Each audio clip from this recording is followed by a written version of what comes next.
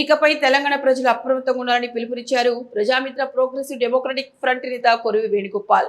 దోపిడీ దొంగలకు తెలంగాణ టార్గెట్ గా మారిందని ఆందోళన వ్యక్తం చేశారు. కరీంనగర్ లో మీడియాతో మాట్లాడిన ఆయన ఇతర రాష్ట్రాల చెందిన లక్షలాది మంది ఇక్కడ ఉంటున్నారని, ఇందులో కొంతమంది ఇక్కడి సమాచారాన్ని దోపిడీ దొంగలకు చేరవేస్తున్నారని ఆందోళన వ్యక్తం చేశారు.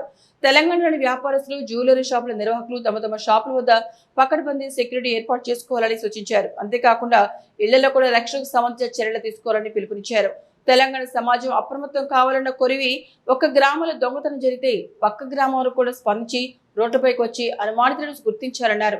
రాజకీయ నాయకులు అభివృద్ధి ఆలోచన మానేసి ఒకరిపై ఒకరు విమర్శలు, ప్రతి విమర్శలు చేసుకుంటూ మీరు కొట్లాడుకోవడం విడ్డూరంగా ఉందన్నారు. ఇప్పటికైనా పార్టీల నాయకులు మీ కొట్లాటలను మానుకొని సరికొత్త ఆలోచనతో ముందుకు రావాలని పిలుపునిచ్చారు.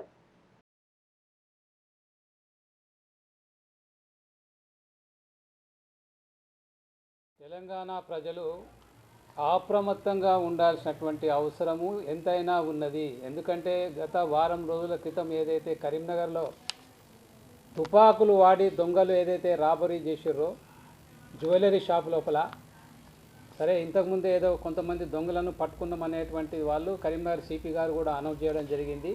ఇంకా వాస్తవాలు అవన్నీ కూడా ఇంకా బయటికి రావాల్సి ఉన్నది. అయితే ఇప్పుడు ఈరోజు వచ్చినటువంటి కథనం గ్యాంగ్ లీడర్ అనేటువంటి కథనం ఏదైతే ఏంటంటే, వేరే ఇతర రాష్ట్రాలు, బీహార్ రాష్ట్రమో లేకపోతే ఇంకా వేరే రాష్ట్రంలో ఉన్నటువంటి వాళ్ళు ఈ దొంగతనాలను ఆపరేట్ చేస్తున్నారు అనేటువంటి ఒక కథనము వచ్చింది. దాంట్లో వాస్తవం కనబడుతున్నది.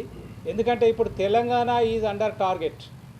తెలంగాణ లోపల చాలా రాష్ట్రాలకు సంబంధించినటువంటి వాళ్ళు లక్షలాది మంది ఇక్కడ పనిచేస్తారు. కాబట్టి తెలంగాణకు సంబంధించినటువంటి ఇన్ఫర్మేషన్ కూడా అన్ని రాష్ట్రాల్లో ఉన్నటువంటి దొంగలకు ఈ ఇన్ఫర్మేషన్ అనేటువంటిది పోయింది.